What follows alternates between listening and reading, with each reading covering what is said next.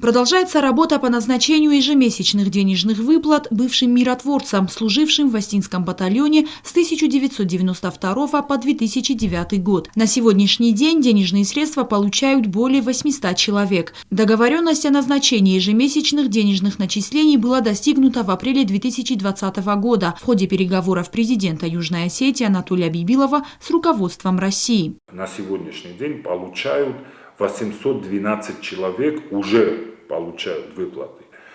Плюс еще, наверное, с конца этого месяца, января месяца 2022 года, начнут получать 190 человек. То есть в общей сложности 1002 человека получили одобрение. Выплаты начались с 1 января 2021 года. Все миротворцы, которые подготовили необходимые документы, прошли одобрение соответствующих служб, получат денежные средства с перерасчетом. Размер ежемесячных денежных начислений зависит от срока службы в миротворческих силах. Выплаты эти делятся на две части по срокам службы. От года до 10 это в районе 3500 рублей, от 10 и выше это в районе 4500 рублей. Эти выплаты индексируются в соответствии с инфляцией в Российской Федерации, то есть точно так же, как индексируются все остальные социальные выплаты в Российской Федерации.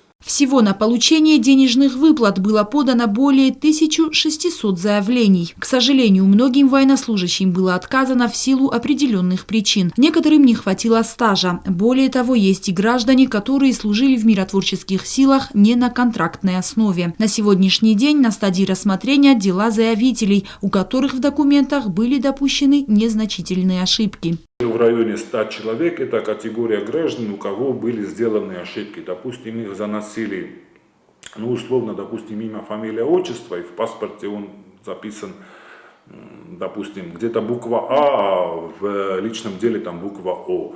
Эти люди, там следующая процедура, таких около 100, они тоже не лишаются выплат, просто в судебном порядке им нужно будет подтвердить свою личность. Еще одна категория бывших миротворцев – граждане, у которых нет российского гражданства. Их где-то чуть больше 40 человек.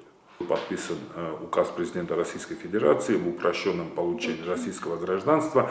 И это нам сильно упрощает процедуры. Эти люди, в принципе, могут все рассчитывать на получение российского гражданства в упрощенном порядке. И они тоже попадут в эту категорию.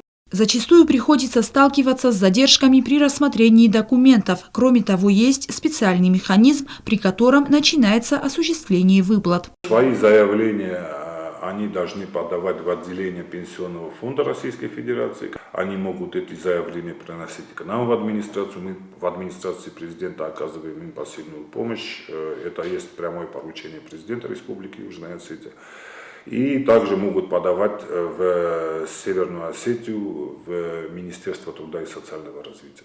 Министерство труда и социального развития Северной Осетии формирует список, который идет с количеством человек и денежным фондом, который аккумулируется.